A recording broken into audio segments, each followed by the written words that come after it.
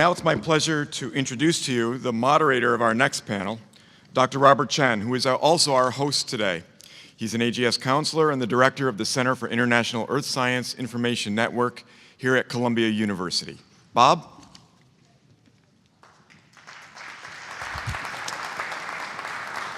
You can hear me. Thank you. Thanks, John. Yes, I'm director of CIESIN, CIESIN, which is one of the research units of the Earth Institute. And let me just take the opportunity to also welcome all of you back to Columbia. We are again hosting this symposium and have been very pleased by the collaboration between the Earth Institute, AGS, and our other partners. And so glad all of you were able to come here to New York, and hope you are enjoying especially the better weather today. As you can see, my ribbons are sort of bedraggled from all that rain, and I hope you were able to stay dry last night. So our topic in this session is cities at risk of disaster. Actually, I think Susan Gordon did as good an introduction to the subject as much better than I can in here now. So I'm not going to try to, give you some sort of picture as context, and I think our speakers will do that. I did pick up on her comment that I thought was interesting, that we have to rethink things that we thought were unthinkable. And it happens I also moderated a panel on Wednesday here on campus in a series called Research Without Borders. And it was all about OpenGIS, since Wednesday was GIS Day.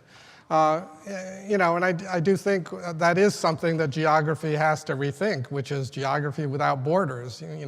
Geography started out all about borders, but we no longer have the same borders, and the borders don't behave like they used to. So I think that's something that's relevant whether we're talking about terrorism and security, or natural disasters, or technological disasters. These are things that just don't respect traditional borders, and we have to get out of that box if we're going to think about responding.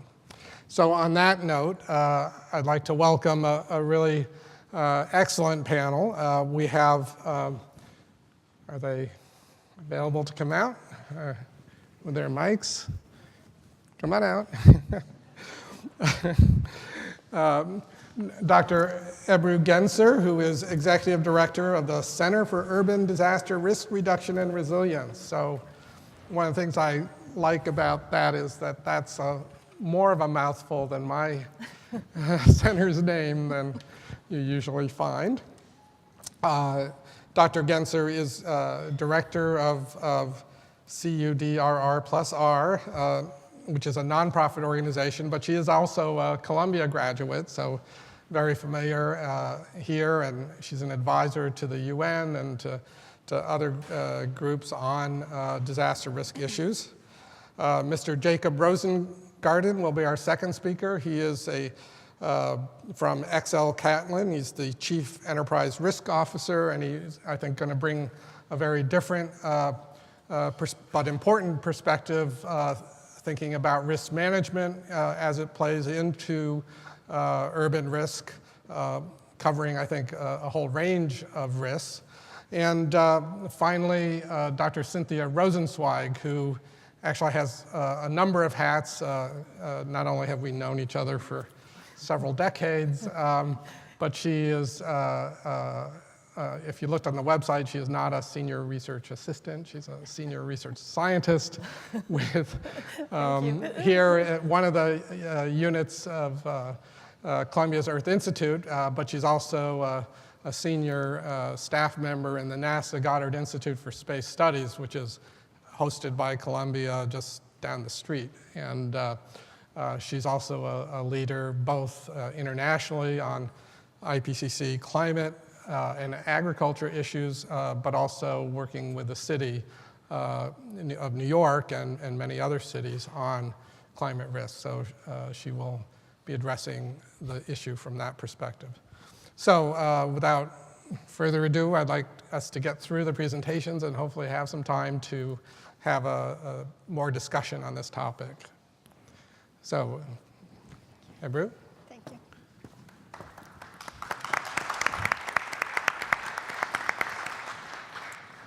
Thank you again, Bob, and thank you to Chris and other organizers for inviting me today to present. My presentation will focus on the trends in natural disasters and how it relates to urbanization and the new policies for making cities resilient.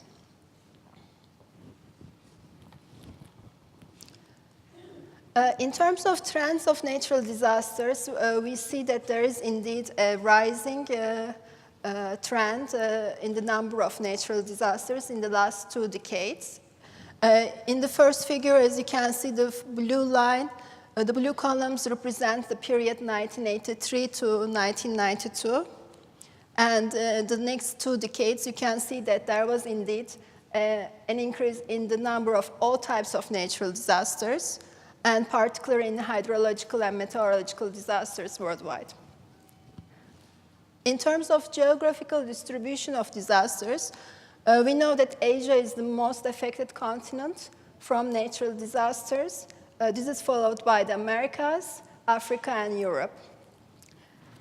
Asia and Americas has been affected mostly by hydrological and meteorological disasters in the last 3 decades.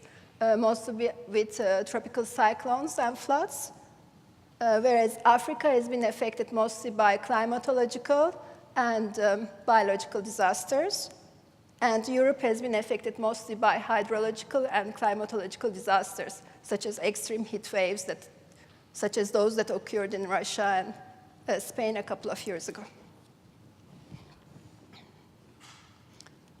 What about the future of natural disasters?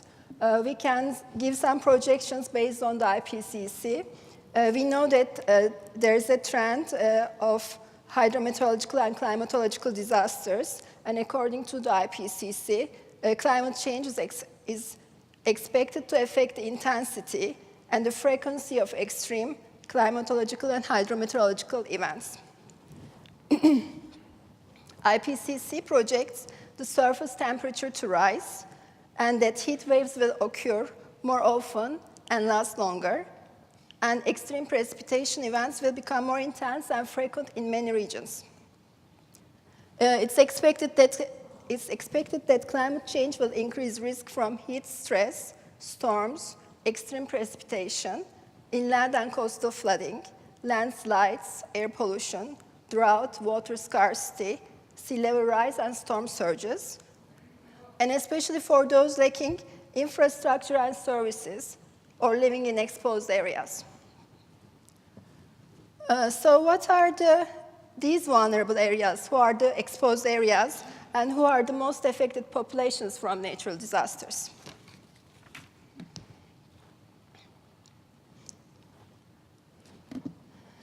IPCC reports also observes that economic disaster losses associated with weather, climate, and geophysical events are higher in developed countries versus fatality rates and economic losses expressed as a proportion of GDP are higher in developing nations. Here in this research, I try to observe the differences between disaster impacts in developed versus developing nations in 2 periods, 1960 to 1979 versus 1980 to 1999. I took 1980 as a subjective date for globalization, and I wanted to see the differences on the impacts of natural disasters in those 2 decades. Here, as you can see in the first figure, the economic losses from natural disasters were almost equal in the first period in the region, what I call the triad, North America, Europe, Asia, Pacific, versus the rest of the world. Indeed, in the rest of the world, economic losses from disasters were a little bit higher. Post-globalization, the impacts of disasters changed immensely. As you can see in the developing nations experienced a higher number of natural disasters, and a higher number of percent of people killed and affected by natural disasters from what we call as extensive disaster events. These are more frequent disaster events, but smaller events, such as frequent floods in Asia. Versus the developed nations experience only a lower number of natural disasters, but experience 89% of monetary damage. And this is from what we call as intensive disaster events.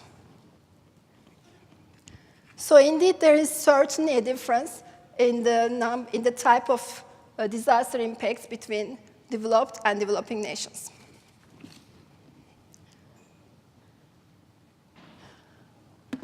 So what does this mean for urban areas? We heard yesterday there was a lot of talk that by 2050, about 75% of the world's population will live in urban areas. However, certain regions of the world experience urbanization rates differently. And here again, in the first figure, you can see the rates of urbanization in the world versus the other regions. And if you look at Africa, we can see the average rate of urbanization is twice the rate in the world average. So what does this mean for Africa? We have also heard a lot about vulnerability yesterday. In African countries, inadequate capacity, unstable governance structures, substandard infrastructure, and the built environment, together with the hazard exposure, we can say that they will experience a high risk from natural disasters in the already fragile states.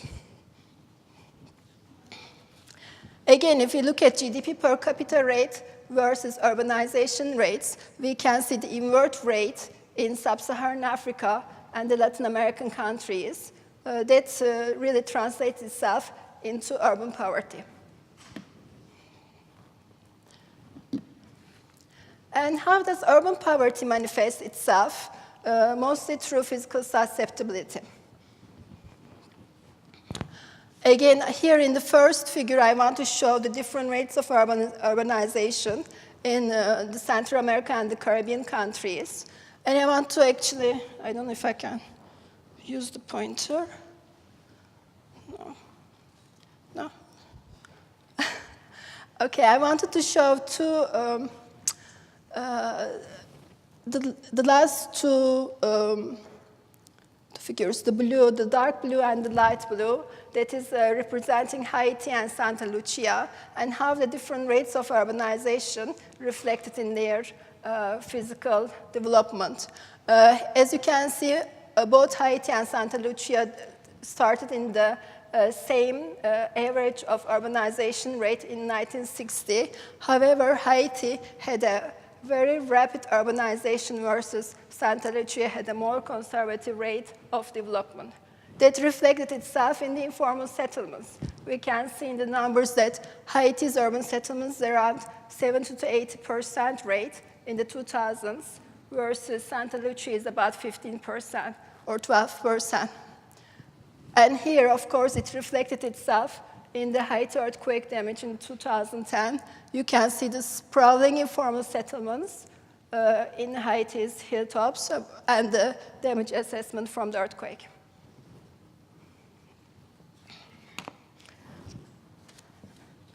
So I want to talk a little bit about the policies for disaster risk reduction, the current policies. Again, yesterday I heard a lot about the SDGs, the Sustainable Development Goals, and the COP as well. But indeed, the policy framework, the global policy framework for disaster risk reduction is the Sendai framework that was signed last year in March in Sendai. And the Sendai framework, the goal of the framework is to achieve the reduction of disaster risk reduction in the next 15 years, and 7 targets have been accepted. These are reduction of global disaster mortality, reduction of the number of affected people, reduction of direct disaster economic loss in relation to GDP, disaster damage to critical infrastructure and disruption of basic services, an increase in the number of countries with local and national strategies, increase in the availability and access to multi-hazard early warning systems and disaster risk information and assessments, enhancement in international cooperation with developing countries. And UNISDR has been asked to support implementation, follow-up, and review of the Sendai framework. And currently, we are working on the implementation strategies of the Sendai framework because now that the governments have signed, the UN member states have signed up to this agreement, how is this agreement going to be implemented in ground by the national and local governments?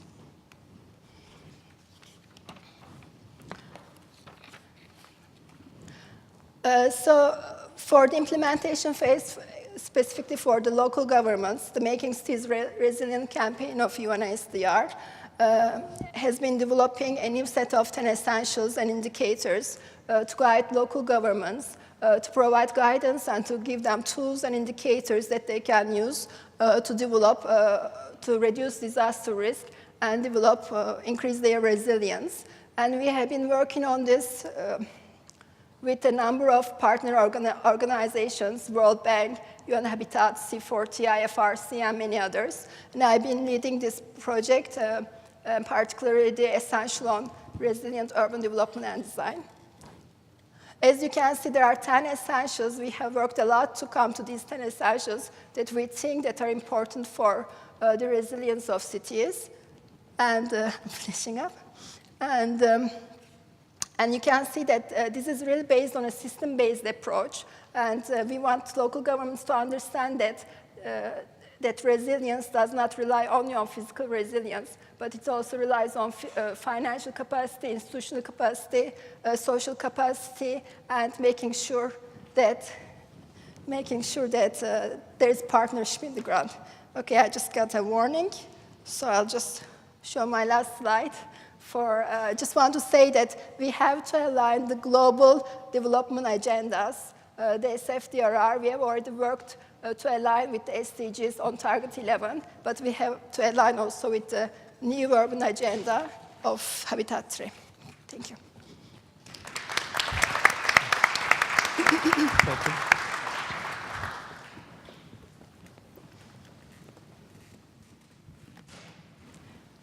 Hi, everyone. Good morning. I'm Jacob Rosengarten. I was just going to do a whirlwind tour around how the insurance industry might think about risk management with respect to the urban settings. As it's typically, we often use words like emerging risks in the risk management space, and I can think of at least 7 that are individually significant and completely interconnected in the case of cities. I'm going to try to do a whirlwind tour, as I mentioned. One is, of course, the urbanization process itself, the growth of the middle class, impact of terrorism, impact of technology, quality of governance and institutions, and finally, youth unemployment and the relative youth of a lot of the developing markets. As an aside, I've learned over the years that the largest risk fiascos that I have seen in my career have one thing in common, which is concentration of something. And urbanization is all about concentration. And so it's ripe for this type of risk management discussion. Just a brief overview here, and these are quotes from I quote at the very bottom from different academicians here, but I was struck by how urbanization is, in fact, so dependent on the growth of technology. I mean, technology makes urbanization possible. And in fact, even in the modern city, as we can see, whether it's process controls, the role of bridges, refrigeration, electricity, and roads, it's technology. And like most risks, and like most benefits, there's 2 sides. There is a risk and some attendant benefit. The trends in world urbanization are becoming very, very clear. In 1900, just about 15% of the world's population lived in cities. Today, it's about half. Mayor Bloomberg, in a recent article in Foreign Affairs, which is a great article talking about why municipalities are key to climate change, he argues that in the next 40 years, about 70% of the world's population will live in urban settings. 70%. His words, and I'm quoting from him now, he said the world's first metropolitan generation is coming of age, and as a result, the world will be shaped increasingly by metropolitan values, industriousness, creativity, entrepreneurship, and so on. It's a very optimistic view, and that certainly shows, I think, the rosier side of urbanization. a couple of points I wanted to mention with respect to this kind of where's the growth occurred. You can see overwhelmingly there's a big developing market footprint in the case of urbanization. This poses some interesting risk issues. One is, for example, the role of sensitivity to natural catastrophes that was just mentioned. Another one is the role of institutions and governance. In particular, the developing markets are relatively weak in that space. Another dimension is youth. The developing markets tend to be younger markets, younger in terms of the age of the people, whether it's the Middle East or Africa or Latin America. And youth unemployment is a huge issue in these countries, which again speaks to governance and institutions.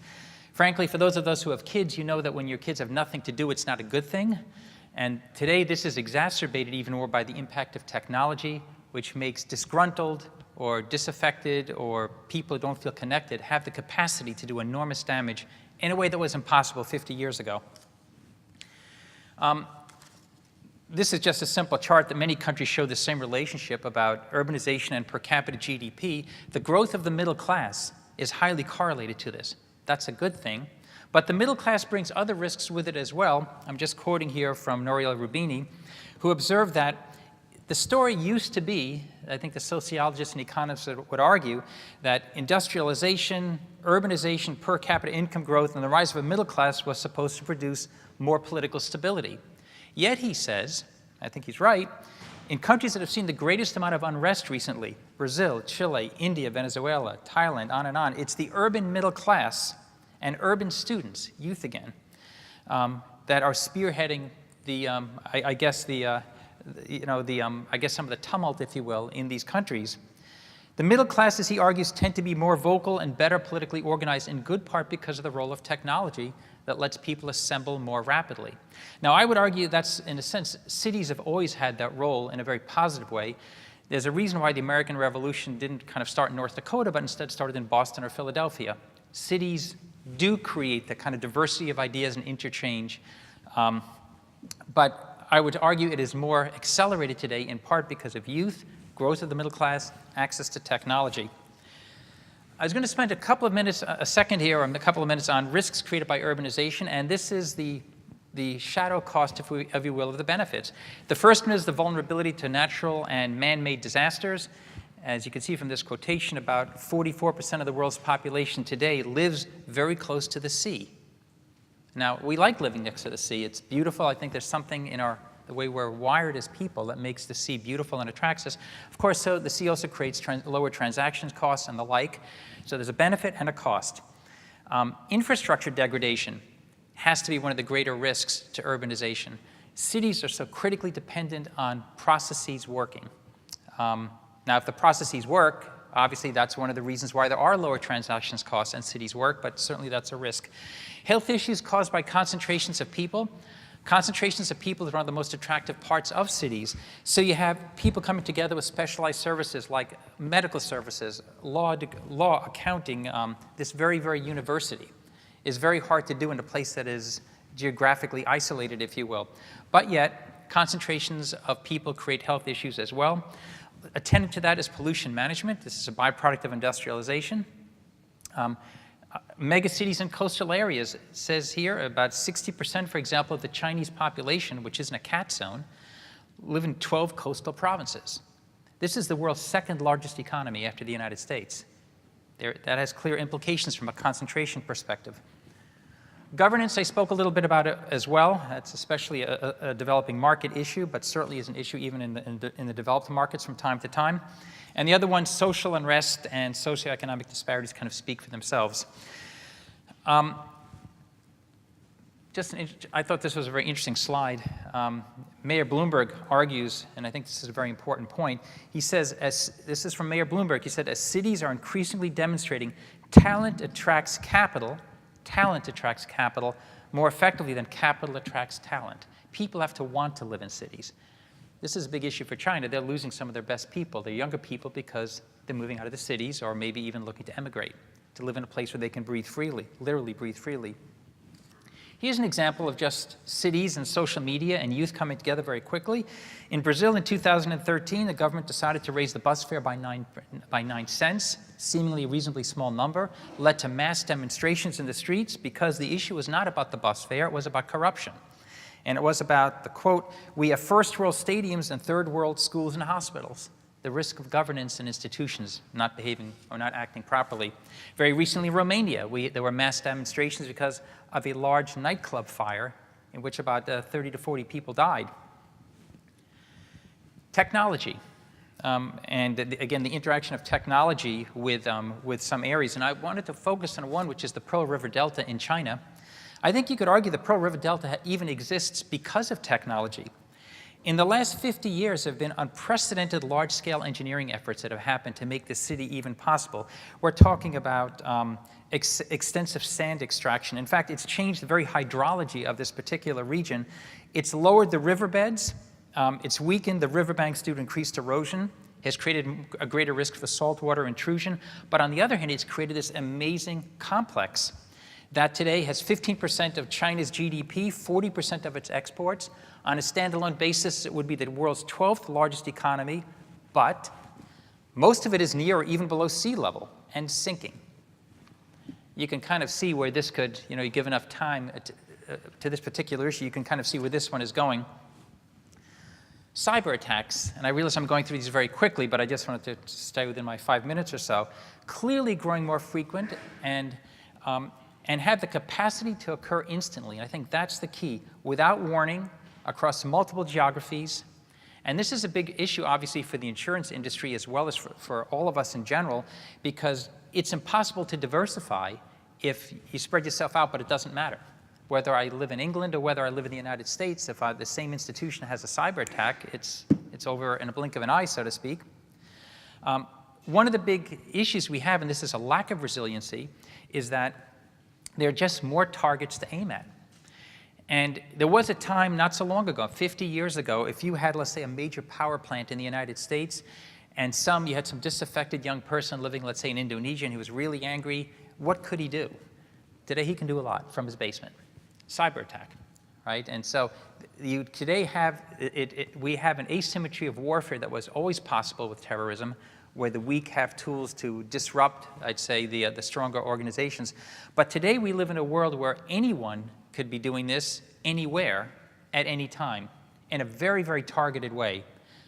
For Russia to take out one of our facilities 50 years ago, it took a really high-quality missile. Today it takes a computer. And I think one of the concentrations of the issues here, again, a concentration issue, is that small groups of people can punch above their weight in a way that was impossible 50 years ago. And this is the impact of technology. You kind of see this in stories that are happening in Paris and all throughout. I think one other point I wanted to mention about this is, let's see if I lost the slide here. Again, the role of technology, good and bad news. There was a fire at a plant in a company called Hynix in China in 2013. Destroyed a plant. You can see the Hynix plant is near a city called Wuxi, which again is by the coastal regions. Why is this important? Because this plant makes half of its chips in Wuxi. I'm sorry I'm mispronouncing it.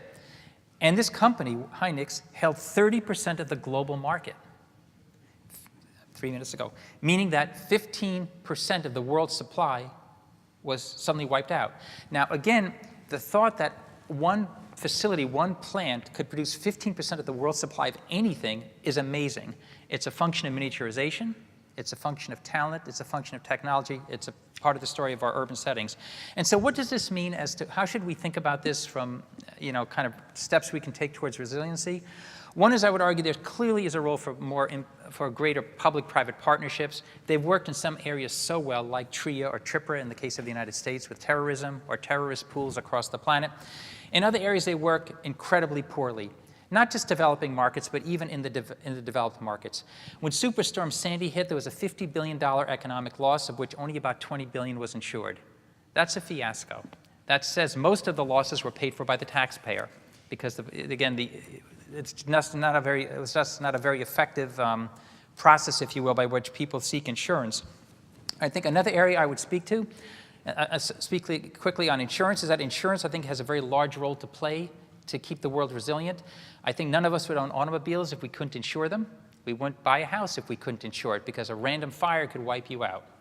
Insurance lets people buy hedges to things that they can't protect on their own. Lastly, I would argue that finance has a key role to play, and I'll quote again from Mayor Bloomberg. I thought it was an astounding statistic. He argues that only 4% of the developing world's 500 largest cities have recognized credit ratings. That's an opportunity. 4% of the world's largest 500. Why? Because with credit ratings, you have access to capital, access to building infrastructure, and access to development. That seems like a simple one to fix, and I think the finance industry has a role to play together with government.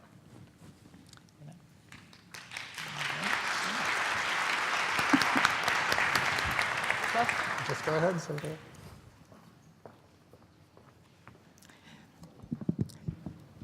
Good morning. I'm going to talk about our very own homegrown disaster right here in New York City. I draw some of the lessons from Hurricane Sandy. So, 3 years ago, just about 3 years ago, we just passed the 3rd anniversary.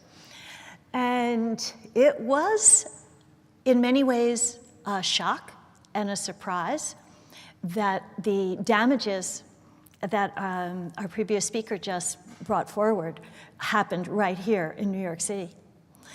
At the same time, there's some very interesting aspects on the science, because the storm was forecast well in advance. The bottom right-hand corner, you see the track that was eventually projected.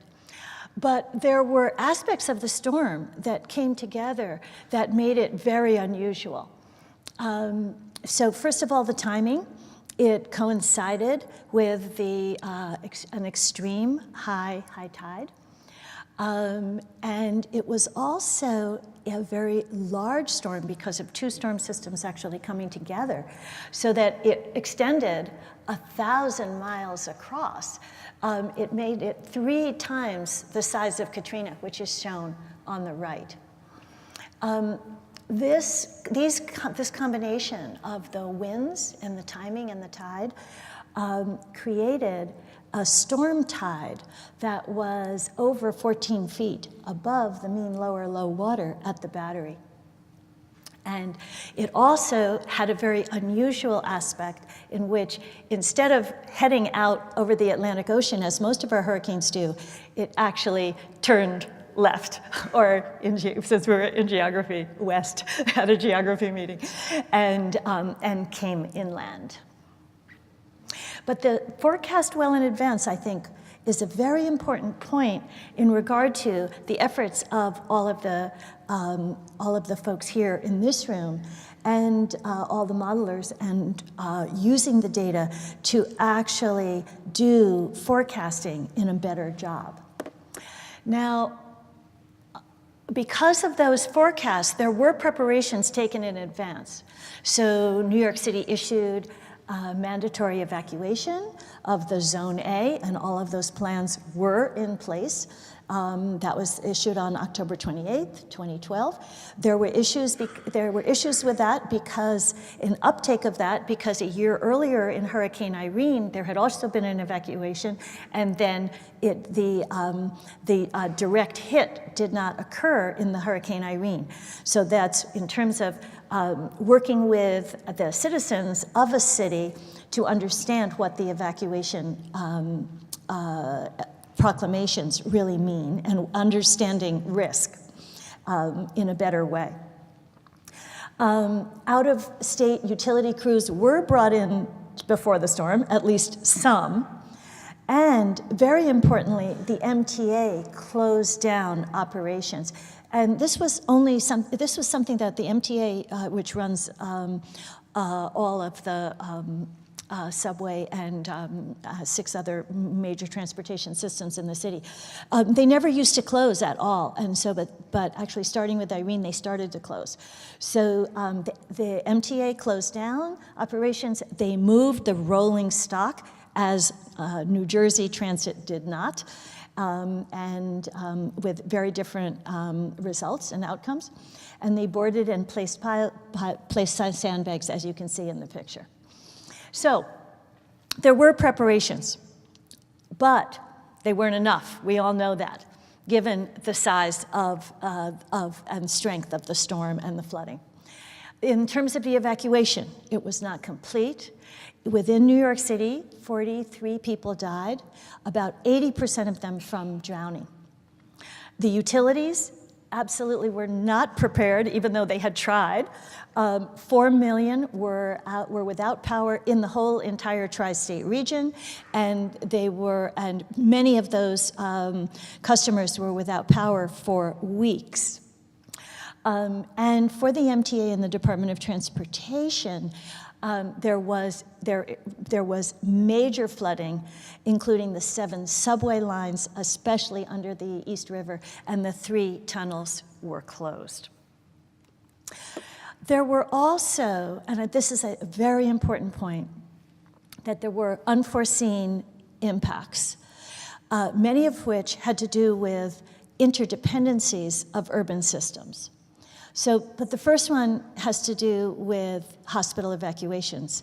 I think no one really ever thought that in a developed megacity like New York, that we would actually have to evacuate the hospitals, but we did. And so it caused the evacuation of over 6,000 people from nursing homes and hospitals. The biggest example of the interdependency failure was with the gas shortages. Severe breakdowns in the supply chain serving New York, caused by the storm damage to coastal infrastructure actually elsewhere, led to fuel shortages that lasted for weeks. And finally, the fires. There were fires that started, often electrical in nature, during the storm, or just after the storm, and sometimes sparked by the interactions of electricity and seawater. And then in highly dense places in New York, those narrow streets hampered emergency response. So one of the things that the city and the state is doing is working on each one of these 3 major unforeseen impacts to prepare so that these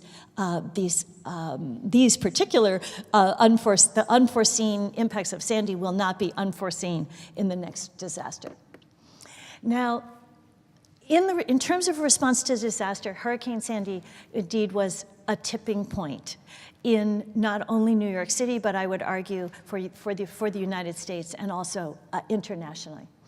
One of the key point that I'm emphasizing here is that there was a recognition that risks of such disasters, such as Sandy, are increasing due to climate change. This is not to say that the storm itself was caused by climate change, although some of the coastal flooding was exacerbated by the sea level rise that has already been in place here in New York City, of which we've had about a foot since 1900. But what we also have here in New York City is a very strong relationship between the city government and the local experts on climate disasters and climate change. And so actually literally or figuratively, right after Hurricane Sandy, Mayor Bloomberg's administration called the New York City Panel on Climate Change, which had finished its work of its first report, and he reconvened the Panel on Climate Change, which is a body of experts, to provide climate risk information to the city. And the city asked the NPCC scientists to prepare new projections to be used in the rebuilding after Sandy. And this is why the tipping point is so important. What it really means is that for the first time, increasing risks due to climate change have been taken into account in the rebuilding after the disaster. This did not happen after, for example, Hurricane Katrina. Also, and this science is co-generated, so it's not just the scientists throwing it over the fence, but it's done in conjunction with the city decision makers. And I just want to call your attention to the bottom panel in terms of the emphasis on resiliency. This is from the New York City Special Report on Rebuilding and Resiliency. And it talks about resiliency, gives the normal definition of resiliency, and then it says at the bottom, synonym tough, and then it says see also New York City. So after Hurricane Sandy, New York City has embarked on a massive program of developing resiliency for the city. They have, I won't read all of these, you can look at the bullets yourselves, but they are basically investing an enormous amount of funds, much of it funded by the federal government, to create shoreline improvement programs in lowest-lying neighborhood, setting up protective dunes, doing large-scale projects in the most vulnerable regions. They're also linking to Army Corps projects, again, in some of the hardest hit and most vulnerable areas. And then also the bottom point is also very important, that it's not just a one-off, we're gonna fix everything just for this one storm, but New York has also created a Science and Resilience Institute at Jamaica Bay so that there can be ongoing learning, ongoing co-generation. So to finish, what are these lessons learned from Hurricane Sandy? And these are some of them. There are actually many more. But in 5 to 7 minutes, these are the ones I wanted to bring forward for the Geography to Society. Cascading impacts from extreme events on interdependent urban infrastructure to highlight the need to address these interconnected vulnerabilities. And in the reconvened New York City panel on climate change by Mayor de Blasio, this is one of the main topics that the NPCC is addressing. The second important point is that the history of co-generated climate science was critical in Hurricane Sandy and the aftermath and the development of resilience, because the original study that Bob and I worked on the Metro East Coast and on climate impacts and adaptation to climate variability and extremes, we started that work in the 1990s. And we wouldn't have been able to take that phone call from the Bloomberg administration unless we had in place the group of scientists, the body of work that we were then ready to respond. Final point is that Hurricane Sandy was indeed a tipping point in climate change response because of the inclusion of increasing risks due to climate change in the rebuilding. And this, I believe, has created a tremendous leadership role and set an example both nationally and internationally, not just in New York City. Thank you.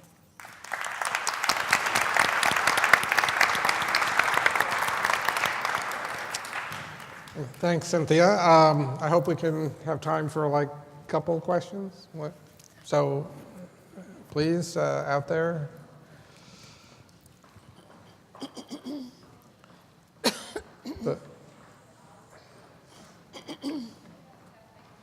Is somebody bringing the mic? He's very eager, by the way. There's a very eager questioner over here. Jack Eichenbaum, Hunter College. Mr. Rosengarten occasionally brought up the insurance companies. I'm no expert on insurance companies. I don't know if you are, but it occurred to me, is the insurance business changing in order to recognize the difference between acts of God and acts of God perpetrated by acts of man? I guess the acts of God perpetrated by man, I assume you mean, are you talking climate change or things like that? Is that what you mean? Or terrorism. Or terrorism, because I think that's an act of man conducted by man. I mean, you ask an open question. I think the industry has always been aware of what I call, again, these emerging risks. And it's the nature of emerging risks that sometimes the consequences of them are very hard to quantify. I guess what I'm trying to say is I think there is a role for new types of financial products that create incentives for private capital to take risks that sometimes are not easily quantified, that are more speculative. I think that's fundamental to solving this. In some cases, when you're dealing with issues like terrorism, which falls outside of the normal insurance product normally, because insurance products are not designed where people intentionally try to create damage, or people intentionally are aiming at concentrated spots. There are some insurance products like things like political violence. There is terrorism insurance, but it still argues for the really large ones. For example, at our company, like all large insurance companies, we simulate what a 1 kiloton nuclear weapon would look like if exploded in New York City. That has to involve a private-public partnership, has to. That's something beyond the ken of the private sector to resolve on its own. Okay, one more question. I think there was a question over here. Yes. Yes. Do you want to answer? Okay, sorry, we'll have to go over there. Thanks. Great, thank you. My name is Andrea D'Amato from Kleinfelder. I have a couple questions on the tipping point, please. I was wondering why, 3 questions actually, why you feel that Sandy actually was the event that caused the tipping point as opposed to Katrina and Rita and all the many storms that have hit the southern states. And then in that regard, do you think, and you indicated this at the closing part of your comments, that you think now there is regional and national awareness that we actually have to change, and what evidence do you see of that? And lastly, could you talk a little bit about where you see geographers can play a role in leading the conversation on urban preparedness? Thank you. Sure. Okay, after Hurricane and Katrina, climate change was like, oh, sort of maybe climate change, but there was no real very substantive discussion about it. And there was no recognition by the political leaders. After Hurricane Sandy, both Mayor Bloomberg and Governor Cuomo made explicit linkages to climate change. They may not have gotten their exact science right on it, even though we were working with them to get it, to have them get the science right. But it has to do with the explicit recognition of increasing risks due to climate change that did not follow at all, I believe, Katrina and Rita. In terms of evidence of the actual efficacy of the tipping point, after Hurricane Sandy, the response by President Obama's administration in the body that was convened, the national body that was convened in response to the hurricane, and the programs that were developed, not only with the White House and OSTP, but throughout all the agencies, there was a tipping point means an increase in the magnitude of the uptake, or or increase in the rate of a process. Army Corps of Engineers, NOAA, in their coastal mappers, for example, the Army Corps of Engineers, in their calculators for citizens to work with now include, after Hurricane Sandy, the data that we developed for the local risks here. And the third one what was the third? Oh, the geographers, of course. Listen, I'm not a geographer, but I'm kind of an honorary geographer. I hope Bob would say that. Geography, from the beginning in climate change, geographers have been leaders in development of the actual science foundation for dealing with climate change, because you all are trained in being able to use both physical, biological, physical, and socioeconomic data And it's in the interactions of those that the challenges of climate change, which is the area I work in the most, is actually, in order to solve these major challenges and risks, we have to do that kind of interdisciplinary work. So geography is absolutely essential. Okay, thank you. Please join me in thanking the speakers. And if you have other questions, I'm sure you can try to catch them during the meeting.